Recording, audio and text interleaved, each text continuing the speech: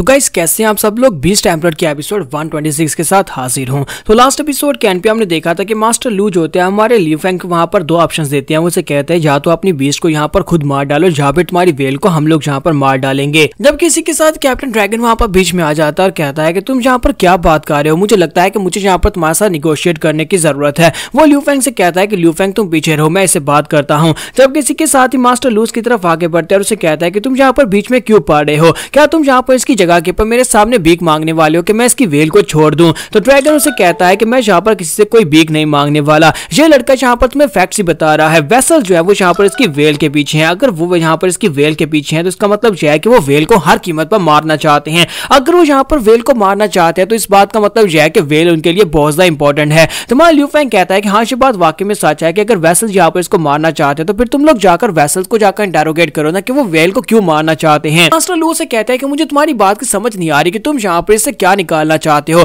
तो master dragon उसे कहता है कि मैं यहाँ पर तुम्हें ये कहना चाहता हूँ कि अगर यहाँ पर वेसल्स वाकई में वेल को टारगेट कर रहे हैं इसका मतलब यह है कि उन्हें वेल से खतरा है। इस दुनिया में सिर्फ और सिर्फ एक ही वेल बची है क्योंकि बाकी की सभी कैटफिशेस को तुमने मार दिया था, वो सारी कैटफिशेस मर गई हैं। अब यहाँ पर कोई भी वेल में चेंज नहीं हो सकती, इसी वजह से उन्हें यहाँ पर वेल से खतरा है। इसलिए मैं चाहता हूँ कि यहाँ पर वेल को जिंदा रखा जाए। तो मास्टर लू कहते हैं कि मुझे तो यहाँ पर दोनों के दरमियान में कोई कनेक्शन दिखाई नहीं दे रहा।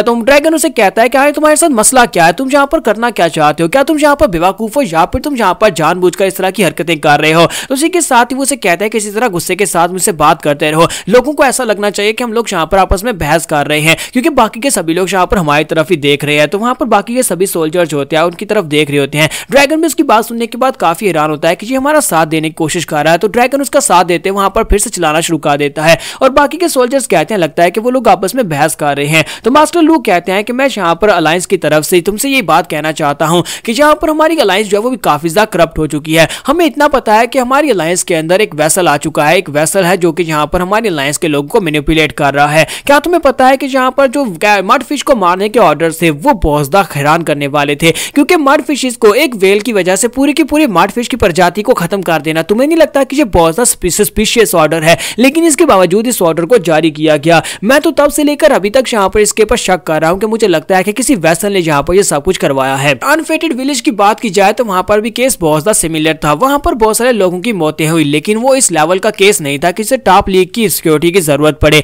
लेकिन अलायंस में से किसी ने यहाँ पर ऐसा किया कि किसी ने जानबूझकर यहाँ पर उसको टॉप लीग की अथॉरिटी में डाल दिया। यहाँ पर कुछ ऐसे केसेस हैं जो कि वेसल्स के साथ रिलेटेड रहे हैं लेकिन उन सभी केसेस को यहाँ पर टॉप लीग में डाल दिया गया या फिर उन सभी को दबा दिया गया। मुझे लगता है कि हमारी अलायंस के अंदर कोई गद्दार है। मैं यहाँ पर उस वेसल को या फिर उस गद्दार को पकड़ना चाहता हूँ जो वेसल्स के साथ मिल चुका है, लेकिन मैं यहाँ पर स्टक हो चुका हूँ, मैं यहाँ पर से आगे नहीं बढ़ पा रहा। तो क्या तुम लोग यहाँ पर मेरी मदद करोगे इन्वेस्टिगेशन को आगे बढ़ाने में? ड्रैगन उसे कहते हैं तुम यहाँ पर ये चाहते हो कि हम तुम्हारी मदद करें लेकिन तुम यहाँ पर वेल को मारना चाहते हो। मास्टर लू उन लोगों से कहते हैं कि मैं यहाँ पर अगर तुम्हें सच्ची बताऊं तो मैं वेल को नहीं मारना चाहता। वो एक बहुत ही रेयर प्रजाति है और अब यहाँ पर वो अपनी नस्ल की आखिरी बची है तो कौन उसे मारना चाहेगा। लेकिन जो वेसल्स हैं अब जबकि उसकी वेल एक्सपोज हो चुकी है तो उस वेसल्स को भी इस बारे में पता चल गया होगा और वो लोग वेल को मारने के लिए यहाँ पर अलायंस की तरफ से हमारे पर दबाव डालने वाले हैं। लेकिन मैं यहाँ पर इसी बात को यूज करने वाला हूँ, मैं इसी बात को यूज करते हुए यहाँ पर उस वेसल को पकड़ने वाला हूँ या फिर उस गद्दार को पकड़ने वाला हूँ जो कि वेसल की तरफ से हमारे अलायंस की तरफ से उनका साथ दे रहा है। क्योंकि अगर यहाँ पर वेल को बचाना है तो तुम्हारे पास सिर्फ और सिर्फ एक ही रास्ता है कि हमें इस किल ऑर्डर को खत्म करना होगा। अगर हम इस बात को साबित कर दें कि वो किल ऑर्डर किसी स्पाई ने यहाँ पर जारी करवाया था तो तुम्हारी वेल जिंदा बच जाएगी। मेरे पास सिर्फ एक ही ऑप्शन है, तुम्हें इस अंडरकवर एजेंट को पकड़कर लाना होगा जो कि अलायंस में वेसल्स के लिए काम कर रहा है और तुम यहाँ पर अपनी वेल को लेकर जा सकते हो।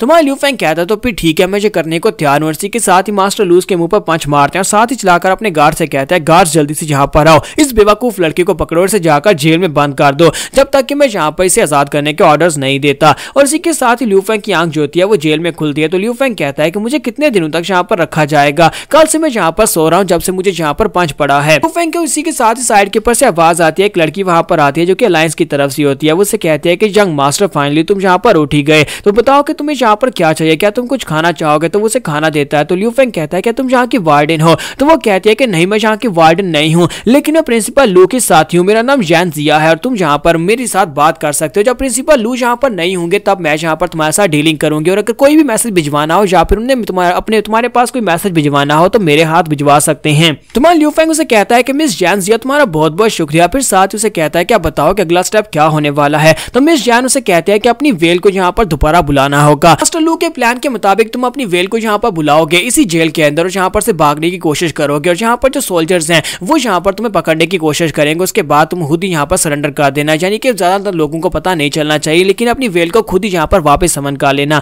हम यहाँ पर जो रूमर्स फैलाना चाहते हैं, अगर वेसल यहाँ पर उसका जो बंदा है, जो भी गद्दार यहाँ पर वेसल्स में अलायंस की टीम में है, उसको यहाँ पर इस बारे में पता चलना चाहिए कि जो वेल है वो काफी ज्यादा खतरनाक है, ऊपर से किंग लेवल तक पहुंच चुकी है और वो लोग फिर से उसे मारने की कोशिश करेंगे। तुम्हारा लियू फेंग कहते हैं तो क्या हम लोग यहाँ पर से स्टार्ट कर सकते हैं? तो वो कहती है हाँ क्यों नहीं। उसी के साथ ही हमारा लियू फेंग जो होता है अपनी वेल को रिलीज करता है, वेल के साथ वहां पर उनकी जेल को तोड़ देता है। जैसे ही वहां पर उसको तोड़ता है, इसी के साथ ही वहां पर खबर फैलना शुरू हो जाती है। एक सोल्जर को दिखाता है कि वो दूसरे लोगों को जाकर बताना स्टार्ट करता है और कहता है क्या तुम लोगों को पता है कि हमारे हेडक्वार्टर के ऊपर वेल अपीयर हुई थी, उसने हेडक्वार्टर की जेल को तोड़ दिया। वहां से बात सुनने के बाद अगला बंदा अगले बंदे को जाकर बताता है क्या तुम्हें पता है कि वहां पर एक वेल अपीयर हुई थी जो कि किंग लेवल की थी और उसने पूरी की पूरी जेल को ही तोड़ दिया। जबकि तीसरा बंदा जो होता है आगे जाकर जो खबर बताता है वो ऐसे बताता है कि वहां पर वेल अपीयर हुई और उसने बहुत सारे सोल्जर्स को जिंदा खा लिया। तो जो अगला बंदा आता है वो वेल के बारे में जाकर अगले बंदे को ये बताता है कि वेल ने पूरे के पूरे जो हेडक्वार्टर था उसको ही निगल लिया और साथ ही वहां पर जो काउंटी मजिस्ट्रेट था उसको भी खा गई। सभी लोग यहाँ पर इस खबर को और ज्यादा आगे फैलाते जा रहे होते हैं और अपने पास से चार बातें लगा रहे होते हैं, यहाँ तक कि वो लोग यहाँ पर वेल को गार्ड कहना भी शुरू कर देते हैं। 3 दिन के बाद मिस जैन हमारे लियू फेंग से कहती है कि हमारा प्लान कामयाब हो गया। ये सभी लोग यहाँ पर इस बात को फैला रहे हैं, इन सभी लोगों को पता भी नहीं है, लेकिन अनइंटेंशनली ये हमारी मदद कर रहे हैं। कुछ लोगों ने तो यहाँ पर तुम्हारी वेल को इतना बड़ा पावरफुल बना दिया, वो लोग कह रहे हैं कि तुम्हारी वेल यहाँ पर सूरज को भी खा सकती है। लियू फेंग कहता है कि ये सभी लोग किस तरह की बातें किए जा रहे हैं, तो वो कहती है कोई बात नहीं, इससे हमारी मदद होने वाली है, हमें फायदा होने वाला है। जितना ज्यादा यहाँ पर वेल के बारे में बढ़ा चढ़ाकर बात की जाएगी, वेसल्स को इससे उतना ज्यादा डर लगेगा और वेसल्स को उतनी ज्यादा खुजली होगी इसको मरवाने की और वो लोग अलायंस के उस अंडरकवर एजेंट को यहाँ पर मिशन देकर काम पर लगाएंगे। लियू फेंग कहता है लेकिन हम लोग यहाँ पर उस बंदे को ढूंढेंगे कैसे? तो वो कहती है कि मास्टर लू यहाँ पर काफी सालों से इसके ऊपर रिसर्च कर रहे हैं। हालांकि वो जो भी अंडरकवर एजेंट है वो यहाँ पर पिछले कई सालों से हमारी अलायंस के अंदर रह रहा है, लेकिन हमने फिर भी यहाँ पर से 4 एल्डर्स को,